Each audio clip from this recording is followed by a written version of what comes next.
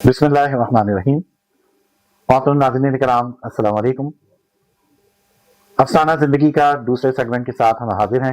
ہماری مہمان ہیں ڈاکٹر نگار سجاد ظہیر صاحبہ، اور ہم بات کر رہے تھے یونیورسٹی میں ایڈمیشن کے حوالے سے کہ آپ نے شعبہ اسلامی تاریخ میں داخلہ لیا اور اس کے بعد آپ کا بحیثیت اسلامی تاریخ کے ایک طالب علم اور استاد اور پھر صدر شعبہ سفر کا آغاز ہو گیا۔ جی میں چاہوں گا کہ یہاں ہم آپ کے کچھ اساتذہ کے بارے میں جانیں، اور اسکول، کالج اور پھر شعبے میں جامعہ میں جو آپ کے پسندیدہ اساتذہ رہے، یا وہ اساتذہ کہ جنہوں نے آپ کے علمی اور ادبی ذوق کی آبیاری کی، ان کے بارے میں ہمیں کچھ بتائیں۔ دیکھیے، یہ ذوق، شوق اور ایک لگن پیدا کرنا جو ہوتا ہے وہ سب سے زیادہ اسکول امپورٹنٹ ہوتا ہے۔ ہمارے یہاں اسکول ایجوکیشن کو زیادہ امپورٹنس ہی نہیں دی جاتی، حالانکہ اسکول میں ہی ہمیں ایسے اساتذہ ملے تھے جنہوں نے ہمیں، جب کو کریکولر ایکٹیویٹیز ہوتی تھی، بیت بازی کے مقابلے ہو رہے ہیں، تقریری مقابلے ہو رہے ہیں، اور کھیلوں کے مقابلے ہو رہے ہیں، ہمارے زمانے میں ہمارے اسکول میں موسیقی بھی الاؤ تھی، اور اس میں آپ ایک بزرگ سے استاد آیا کرتے تھے اور وہ ہماری میوزک کی کلاس لیا کرتے تھے۔ تو حالانکہ ہمارا چھوٹا سا ایک گورنمنٹ اسکول تھا، لیکن اس میوزک کی کلاس میں آپ کا مختلف انسٹرومنٹ ہوتے تھے، اور اسٹوڈنٹ کے لیے یہ عام تھا کہ وہ کیا سیکھنا چاہتے ہیں۔ تو میں نے بانسری سیکھی تھی اپنے استاد سے، اور بانسری میں بہت اچھا بجاتی تھی، لیکن بس پھر وہ ختم ہو گئی معاملات۔ تو میرے اسکول کے اساتذہ نے میرے اندر جو جراثیم پیدا کر دیے، یوں کہہ لیجیے اردو ادب سے لگاؤ۔ ہماری میڈم سائرہ تھی، وہ اردو ادب کی پڑھاتی تھی ہمیں، لٹریچر 9th اور 10th وغیرہ میں۔ انہوں نے وہ بڑی حوصلہ افزائی کرتی تھی، میں جب اشعار کی تشریح کرتی تھی وہ بہت خوش ہوتی تھی، اور میری تشریح پڑھ کر کے سب کو سناتی تھی کہ میر کے اشعار، غالب کے اشعار کو، وہ کہتی تھی جن اشعار کو سمجھنا اتنا مشکل ہے، دیکھو نگار نے کیسے اس کی تشریح کی۔ تو انہوں نے مجھے بڑا چڑھا دیا، اور میں اپنے آپ کو کچھ سمجھنے لگی کہ جیسے ہاں میں کچھ لکھ سکتی ہوں، میں کچھ کر سکتی ہوں۔ پھر اس کے بعد جب ہم کالج میں پہنچے تو وہاں پر ہماری اساتذہ میں بہت سارے اساتذہ بہت اچھے تھے، لیکن ایک استاد خاتون ایسی تھی جن کو شاید آپ سب جانتے ہوں، میڈم وحیدہ نسیم۔ بہت معروف نام تھا۔ وہ ہمیں باٹنی پڑھایا کرتی تھی، اور ان کے اوپر میں نے ایک خاکہ بھی لکھا ہے جو میری کتاب نقوش یاد رفتگاں میں شامل ہے۔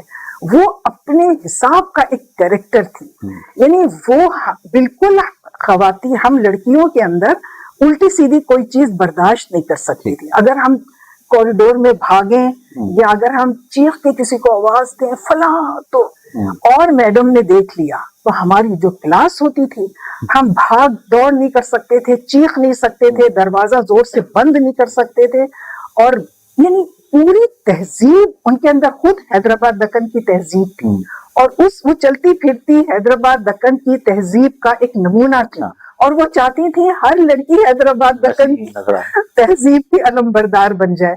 تو ہم بہت ڈانٹے کھاتے تھے ان سے، اور بڑا ہم نے ان سے پیار بھی لیا، اور بہت باٹنی پڑھاتی تھی تو ان سے کوئی لٹریچر کی بات تو نہیں ہوتی تھی، لیکن ہم ان کو آئیڈیلائز بہت کرتے تھے۔ ان کی شخصیت جو ہے وہ ایسی تھی کہ متاثر کن شخصیت تھی، ساری پہنتی تھی، لمبا قد تھا، اور ہمیشہ جوڑا بناتی تھی اور یہاں پہ ایک پھول لگاتی تھی، اور مجھے میری دل چاہتا تھا کہ میں بھی جوڑا بناؤں اور یہاں پہ اتنا بڑا سا پھول لگاؤں، لیکن میرے بال اتنے نہیں تھے میرے بال کبھی اتنے زیادہ گھنے نہیں رہے جیسے میڈم کے تھے، تو وہ پھول تو میں نہیں لگا سکی، لیکن ہم میڈم کو آئیڈیلائز بہت کرتے تھے۔ تو آپ دیکھیں کہ ہمارے اساتذہ نے صرف ہمیں پڑھایا نہیں، وہ باٹنی کی ٹیچر تھی، وہ کلاس میں آتی، جیسے آج کل بہت سارے اسکولوں کا بھی یہ حال ہے کہ اساتذہ اگر اپنے بچوں کی تربیت کرنے کی طرف جائیں تو ایڈمنسٹریشن کہتا ہے کہ آپ انہیں ڈانٹے نہیں، بس آپ جائیں، پڑھائیں اور آ جائیں۔ یہ آج کل کے جو بڑے اسکول ہیں، میں نام نہیں لینا چاہتی، جہاں وہاں میری بیٹی بھی پڑھاتی اور مجھے بتاتی ہے کہ ہم سے یہ کہا جاتا ہے آپ کچھ نہ کہیں، آپ جائیں، پڑھائیں اور آ جائیں۔ جبکہ بنیادی طور پر اساتذہ کا کام یہ ہے کہ وہ صرف تدریس کے ہی فرائض انجام نہ دیں بلکہ تربیت پہ زور دیں۔ بالکل، اور اساتذہ کا بچوں کی شخصیت پہ جو ہے وہ اثر بہت زیادہ طور پر نظر آنا چاہیے۔ آج بالکل، اور ہم لوگ نا جب بچے تھے اسکول میں اور کالج میں، अम्मी की बात इतनी नहीं मानते थे जितनी अपनी टीचर ने कह दिया तो जिंदगी और मौत का मसला बन गया। टीचर ने कहा कि ये जर्नल आएगा बॉटनी का कल, अब वो कल ही आएगा, हाँ। चाहे उसके लिए मेरे वालिद को कुछ ही क्यों ना करना पड़े। तो इतना हम इन चीजों को दिल पे लेते थे और इन चीजों की अहमियत को समझते थे। असातिज़ा का खौफ भी था और असातिज़ा से मोहब्बत भी बड़ी थी। बिल्कुल।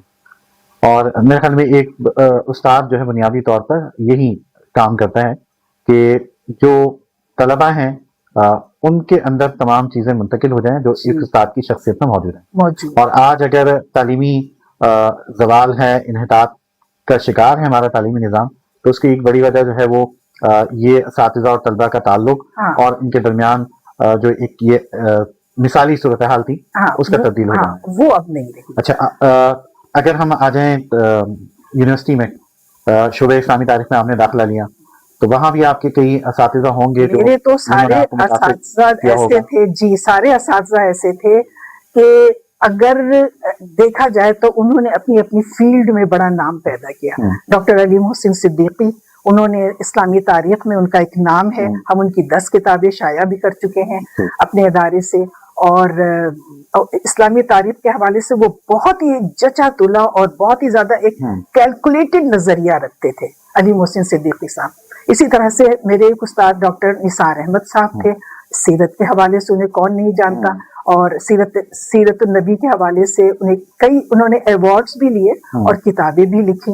मकालात उनके इतने पुरमग़्ज़ होते थे कि बस हम पढ़ते थे तो हमें ऐसा लगता था कि इस मौजू पर अब इससे बेहतर नहीं लिखा जा सकता। मजीद कोई काम उसमें नहीं हो सकता। हर लफ्ज़ अपनी जगह जो है वो एक नगीने की तरह जड़ा हुआ।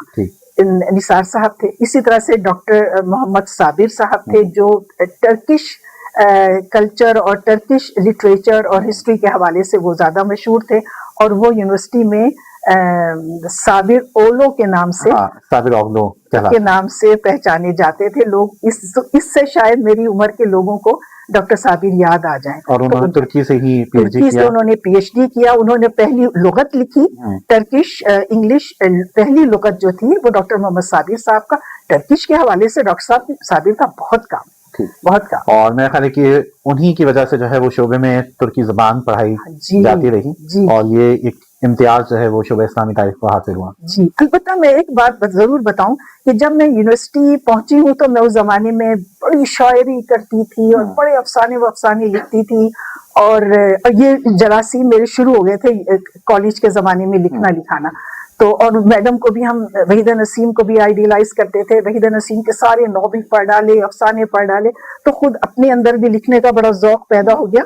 तो हम लिखते लिखते अफसाने लिखते हुए और शायरी करते हुए यूनिवर्सिटी गए थे। लेकिन यूनिवर्सिटी में जब अली मोहसिन सिद्दीकी साहब ने मेरे ऊपर खास तवज्जो देनी शुरू की, यानी फर्स्ट शुरू में ऑनर्स में तो वो हमें नहीं पढ़ाते थे, ऑनर्स थर्ड ईयर में उन्होंने हमें पढ़ाया, और उन्होंने अंदाजा लगा लिया। वो जो पोजीशन होल्डर स्टूडेंट होते थे सर उनको अपने से करीब कर लेते थे।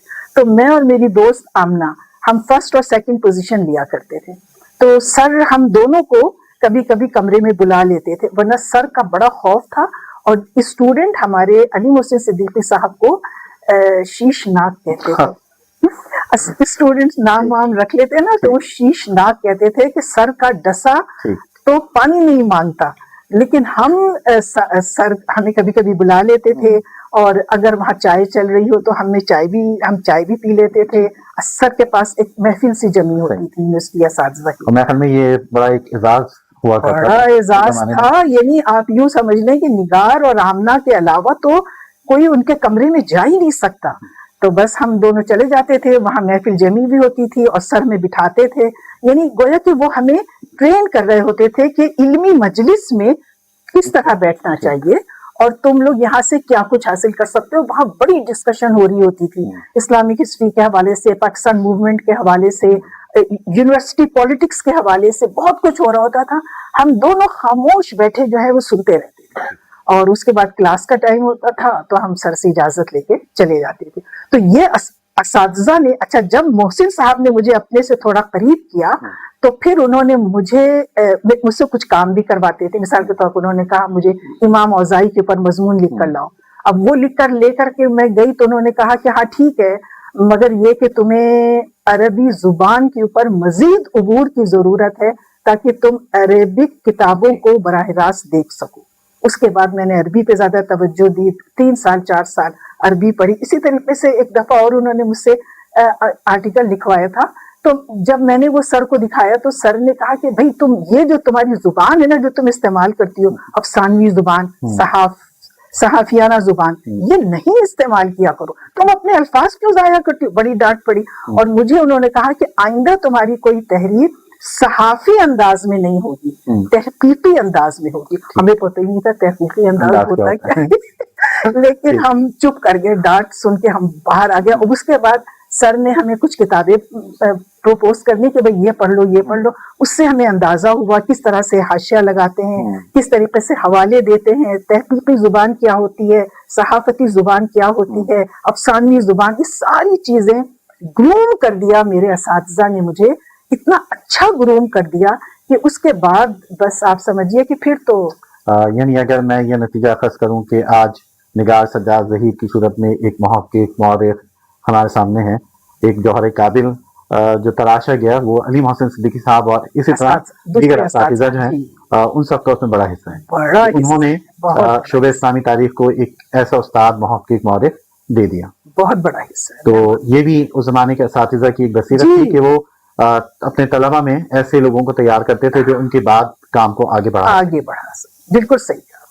اچھا, اور اس کے بعد مزید آپ کے ساتھی اساتذہ میں سے یا ساتھیوں میں سے جس کا آپ ذکر کرنا چاہیں؟ یونیورسٹی کے زمانے میں یعنی ہمارا انٹریکشن دوسرے شعبے کے لوگوں سے بھی بہت زیادہ ہوتا تھا. آج آپ کو کراچی کی اور پاکستان کی پولیٹکس کے اندر جو بڑے بڑے نام نظر آ رہے ہیں, الطاف حسین یا فوزیہ وہاب یا ان کے ہسبینڈ حسین حقانی, اور اس طرح کے جو نام آپ کو نظر آتے ہیں یہ سب ہمارے ساتھ کے ہیں. اور یہ جو ایم کیو ایم کے جو وزیر صحت تھے سلیم صاحب, وہ صحافت میں تھے ابھی بھی سلیم, تو یہ سارے لوگ تھے. اسی طریقے سے یہ بہت سارے لوگ تھے. ابھی ہم ان کو مختلف پوسٹوں کے اوپر اور بڑی کامیاب زندگی گزارتے ہوئے بہتوں کو ہم دیکھتے ہیں, ہمیں بڑی خوشی بھی ہوتی ہے. تو یہ ایک ماحول تھا, اور ان کی تربیت میں جو ہے وہ جامعہ کراچی نے اپنا کردار ادا کیا. اس زمانے کی جو جامعہ کراچی, اس زمانے کی جامعہ وہ ماحول نہیں رہا. نہیں, اب دیکھیں میرٹ کو تباہ کر دیا گیا ہے یونیورسٹی کے اندر سے, بالکل صاف بات ہے کہ میرٹ کو تباہ کیا گیا ہے, اور اس کی وجہ سے عجیب عجیب لوگ جو ہیں وہ آگے ہیں. اور ہمارے زمانے میں ایک بڑا ایک احترام ہوتا تھا وائس چانسلر کا, ابھی کوئی احترام نہیں ہے. نہ اس ایسی شخصیات بھی تو ایسی تھی. دیکھیں نا, اشتیاق حسین قریشی تھے اور محمود حسین تھے, اور مطلب یہ بڑے جائنٹ قسم کے لوگ تھے. اچھا, آپ نے شعبہ اسلامی تاریخ میں پڑھا, ماسٹرز کیا, گولڈ میڈلسٹ ہیں آپ, پھر آپ کا جو کیریئر شروع ہوتا ہے اس کے بارے میں کچھ بتائیے.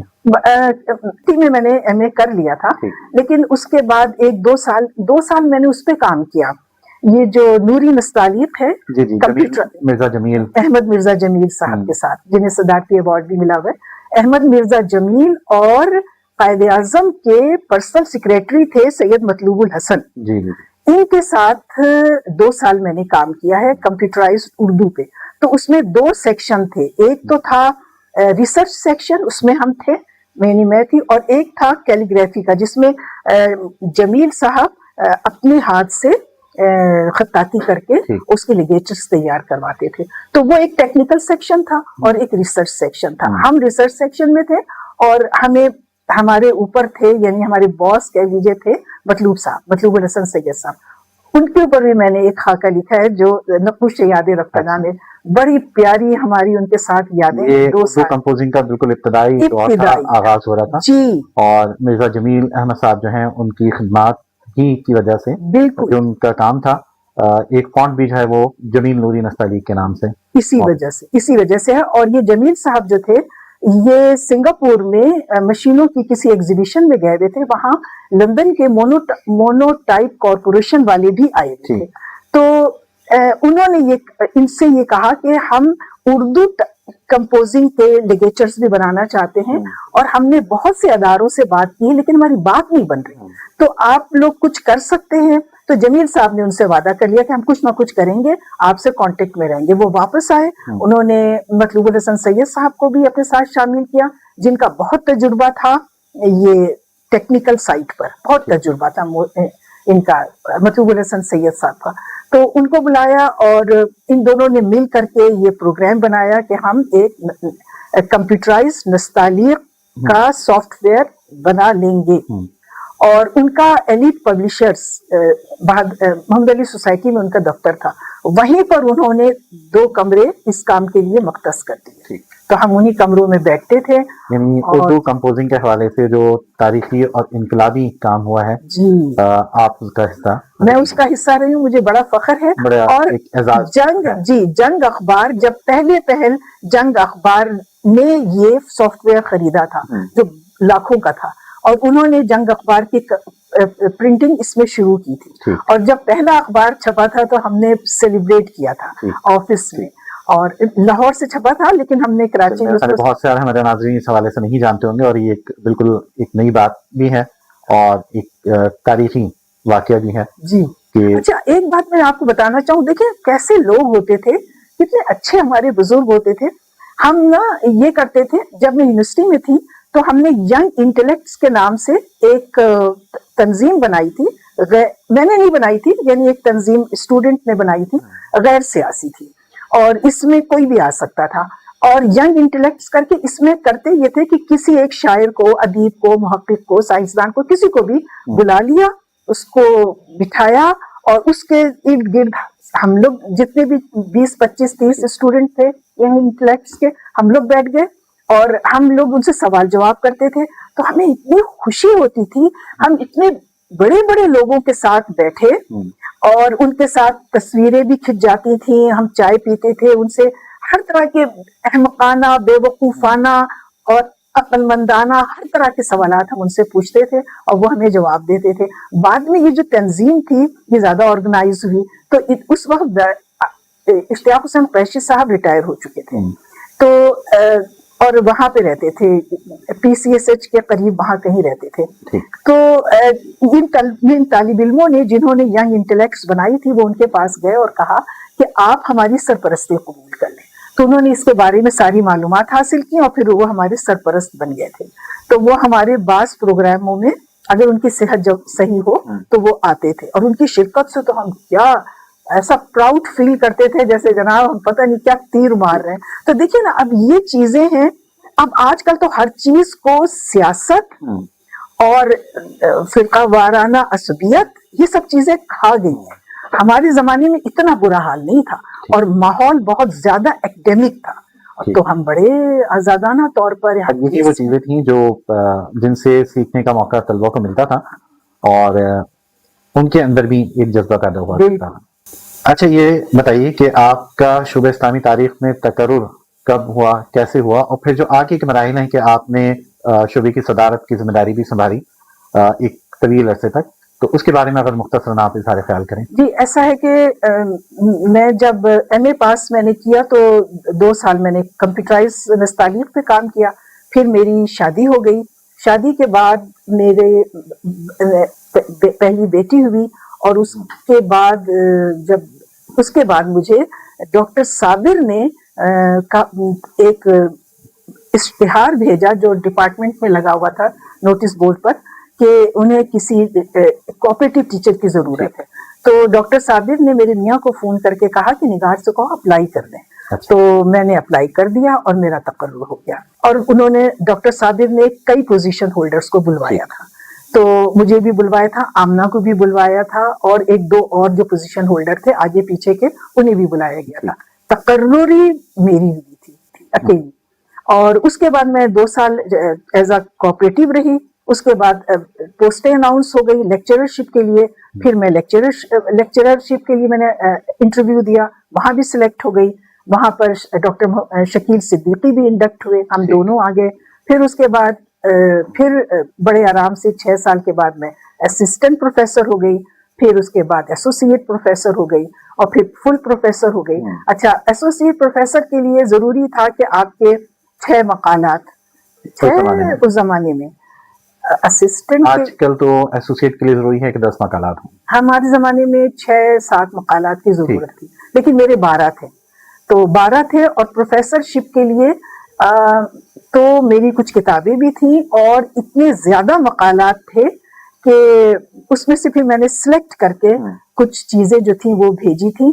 اور اس میں میرے جو وہ بنے تھے نا جنہوں نے ایگزامنر بنے تھے کہ انہیں ایولیوشن جنہوں نے کی جی ایولیوشن جنہوں نے کی تھی ان میں ایک مظہر یاسین مظہر صدیقی تھے. مجھے نہیں پتا تھا. جب وہ اسلام آباد آئے تھے تو انہوں نے باقاعدہ لوگوں سے پوچھا کہ وہ طالبہ وہ نگار کہاں ہیں جنہوں نے حجاج بن یوسف کے اوپر مقالہ لکھا تھا. تو اور ان کا یہ کہنا بھی تھا کہ یہ حجاج بن یوسف پہ یہ جو مقالہ ہے یہ ایسا ہے کہ میں نے اسی پہ پروفیسر بنانے کا فیصلہ کر لیا تھا. چلیں بہت شکریہ ناظرین. ہم اپنے سیگمنٹ کو یہاں پر ختم کرتے ہیں.